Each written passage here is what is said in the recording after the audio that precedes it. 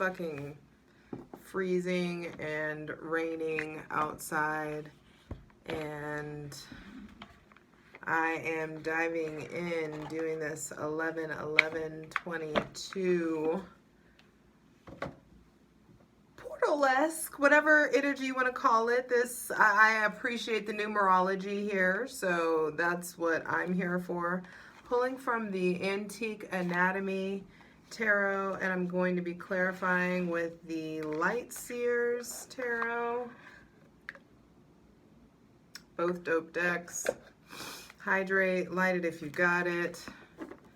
This is your girl Jay, the High Priestess, back at it again with your daily tarot reading for Friday, 11-11-22.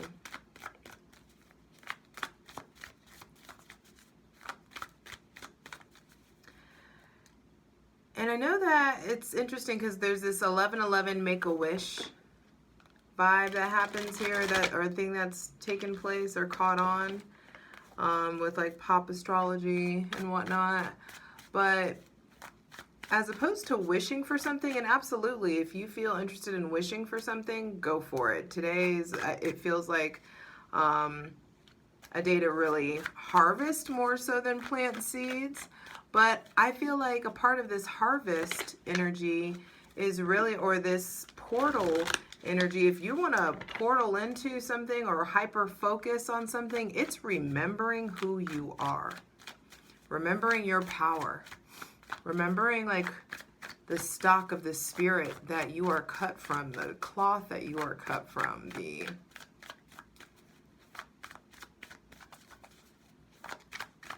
like the fabric of your spirit.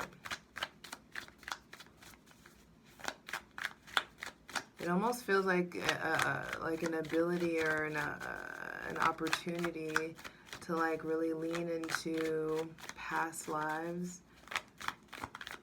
Maybe even like getting some answers in regards to the most current or most recent past lives that are explaining some of the current ailments in this life. All right. We've got the Six of Swords. And the Six of Swords is about moving forward, turning your back on something. What do you need to slice through? There could be something that you may have put a lot of time or put enough time for something to start growing. And you may be, some of you maybe, especially if you have Taurus, Virgo, or Capricorn placements, I feel like you are in a place of realizing what to cut through. What's that action? It's like when you take a machete and you're like going through the bush, like cutting through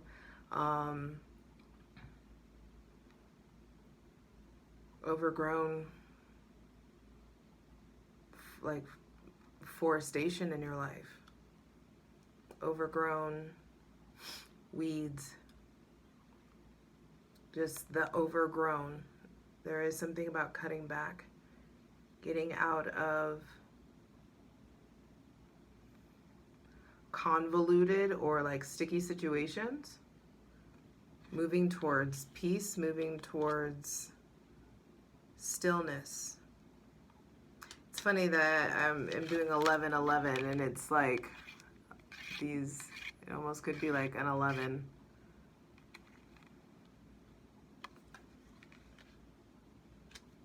The Empress, what I say, especially if you have Taurus, Virgo, Capricorn, but Taurus or Libra, I want to say, placements. I feel like it's time to, also some of you are moving towards the Empress, and then Strength reversed.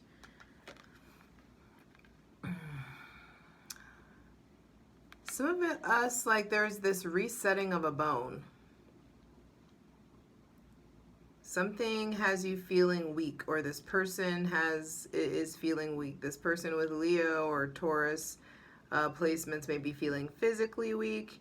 There may be stuff going on. Both the femurs here are highlighted. It's interesting. There's a femur that's highlighted in the Empress card, and then this is a femur in strength. This femur here, you can kind of see.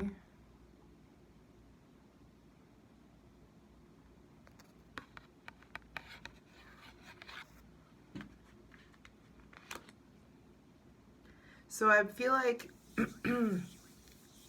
this Friday, this 11/11 energy, this remembering who you are, has a lot to do with turning away. It's time to turn away. The Knight of Cups on the bottom of the deck, especially when it comes to love and love offers and romance, fertility tonic. There is like this kind of, I feel like switching of sides, or switching who you are investing in, who you're offering love to, who you're offering yourself to. There are different experiences coming. Please clarify the Six of Swords. And I feel like it's time to go towards peace. It's time to go towards what feels peaceful, what feels easy, what feels like it's still blooming, or there's still... there could be someone with Gemini, Libra, or Aquarius placements, Gemini, Libra, or Aquarius placements, Taurus, Virgo, or Capricorn, maybe even Libra yeah, I already said Libra. So there may be someone with Gemini, Libra, Aquarius, or Taurus placements coming towards you. And I feel like there is a bit of shedding of the ego, shedding of fear that needs to be addressed, especially if you're dealing with those placements. Please clarify the Six of Swords.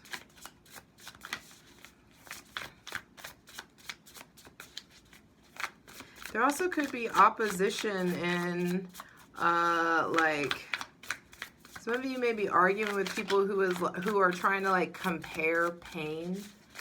Where it's like, oh, because I went through this and, you know, I'm hurting more. Or because you went through this, you know, it's almost like one-upping each other's pain, possibly. There could be someone around you that you're dealing with that.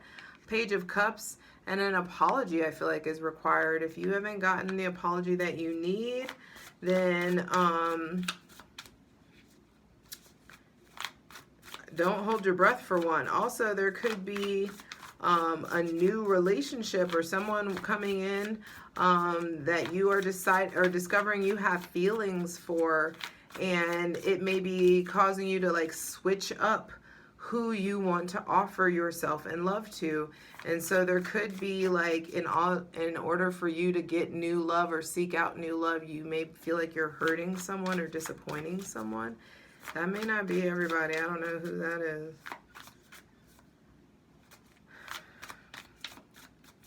But I do feel like there's definitely love offers coming in. Please clarify the Empress. And I feel like it's time to go towards self-love, self-care. It's time to go towards peace, stability, this new relationship with the Ace of Wands. So there's definitely someone with Aries, Leo, or Sagittarius placements coming in, or that you are feeling inspired by or inspired about starting a new relationship with, or you're having this influx of physical, spiritual, or sexual energy towards someone with Aries, Leo, Sagittarius, Taurus, or Libra placements. King of Cups on the bottom of the deck feels like this connection may have you feeling imbalanced, or may have you feeling like unsure of yourself. The Page of Cups, the Knight of Cups, the King of Cups reversed. So it feels like feelings are growing and all over the place, and that could be a little jarring. But I do feel like that's the best part of it, is the uncertainty, is the ebb and the flow, the beginning, the sweetness, the stillness, the growth. I do feel like things are growing. Vegetation is, even though we're going into, you know, like we're heading into winter, there is this fertility. There's this ground cover. There's this sustainability. There's this germination here. One more for the Empress, please. I feel like you've been really co-creating with the divine, and some of us, especially if you are an entrepreneur, or especially if you are like, you know, in some sort of like authority, a figure of authority in your life, there is some success coming. There's the Leo is showing up twice. The Sun showing up twice. The Sun in Scorpio is really exposing our deepest desires, is exposing passion, childlike joy, fun, wonder. It's also showing you the red flags. Some of you may be, there could be things coming to light about someone you're starting a new relationship with. I feel like things coming to light about this Taurus, about this Leo, things coming, especially if they have children. I feel like if you, some of you are coming to terms about like things about your father, or about like things on the father's bloodline. Please clarify the Strength card reversed. And I feel like there is a needing of like, yeah, breaking through ego. If you hold on to ego, if you hold on to pride, I feel like you'll be really doing yourself a disservice.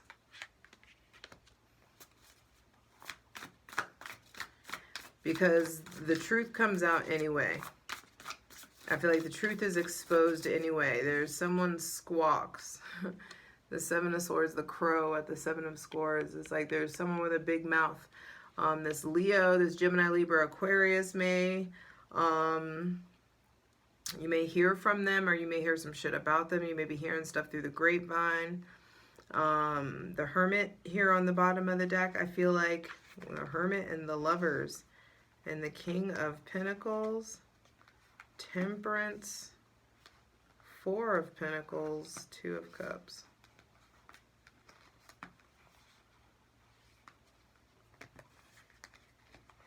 Hermit and the Lovers. There's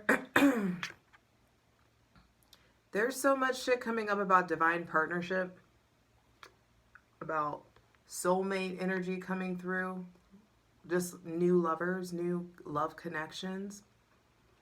And I feel like some of us are in a place, or have been in a place, where we've convinced ourselves that we are happy, are at our happiest and most content when we're in hermit mode. I included. I'm guilty of this shit. I love my alone time. My alone time is so fucking sweet that I you know, often feel foreign in this. And it's not even till recently that, you know, I'm like delighting in like the Lovers, romantic, sweet, mercurial, like conversational, flirty energy, and letting yourself get all caught up, letting yourself come down from the high horse, come down from that high place. Ooh, I just remembered this epic moment that I had in fucking Oakland with the boy I met from Burning Man. Okay, so we're in this restaurant, and he had already asked, he asked really good questions. He was asking me like what, if I had any like spirit animals or animals that I connected to. And I told him the fox, the gator, and the flamingo. And we go to, he like wants to, this is like my last like full night here.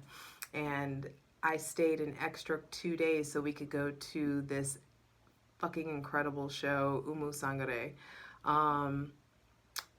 And it was like once in a lifetime at this epic venue in Berkeley. And we went to go get food first at this like Cajun place. And they had a bunch of little knickknacks everywhere. And where we sat was like, we sat in like in this cute place. There was like this chair at the front that looked like a throne, and I like ran over to sit in it. And he was like, we were eating, and then there was all these like trinkets and figurines everywhere. And long story short, we discovered that we were in a fucking like over to our right, there was a figurine of a flamingo. Over to our left, there were two little gators, and then behind him, like I was like triangulated in my fucking three animals, and behind him, like directly like across from me, like in a triangle, was a fox. And I would have never noticed that or had that experience if it wasn't with him. If it wasn't like there in that moment, it had someone else to like point that shit out or even bring it up. And then, so I looked up the spiritual meaning of all of my other animals, but I'd never looked up the spiritual meaning of a flamingo. And when I looked up on the flamingo, somehow it related to like Matthew in the Bible. And there is this scripture that like shooketh me. It shook both of us. Both of us were like, whoa, that shit is for you. But all I can remember is something in Matthew. But it said, oh, it's, you are the light of the world. A house placed upon a hill cannot be hidden. And that's what this Hermit card makes me feel like. I feel like you have done so much work on yourself. You've been really going inward. You've been really doing your part. At least the folk I read for. I know that we've really been going in. We've been really trying to expand and grow and emit an upgraded, new, healed vibration and emit a new kind of light. And because we've done our work, we have drawn in, it's like you've become a lighthouse. You've become a house on a hill that cannot be hidden. And you cannot be hidden from your divine counterpart.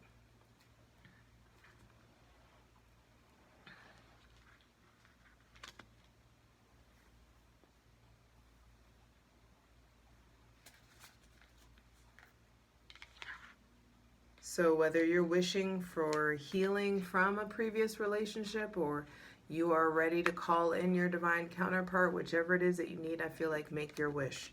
But either way, it's important to remember who you are. And the sun in astrology is what we know about ourselves to be true. Look at the characteristics of your sun sign.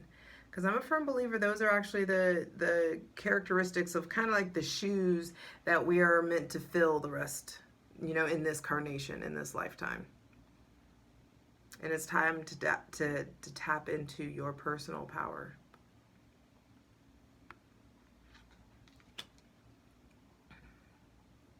And while I'm filming this in the full moon, total lunar eclipse has happened this morning. And there's so much about that drawing in. I just keep like feeling like it's like in Taurus, while the moon's in Taurus, there is this, in this eclipse in Taurus, there's like this anchor in energy of like drawing in the things that you desire and like holding on to them enough to like bring them down from Scorpio, I desire, into Taurus, I have.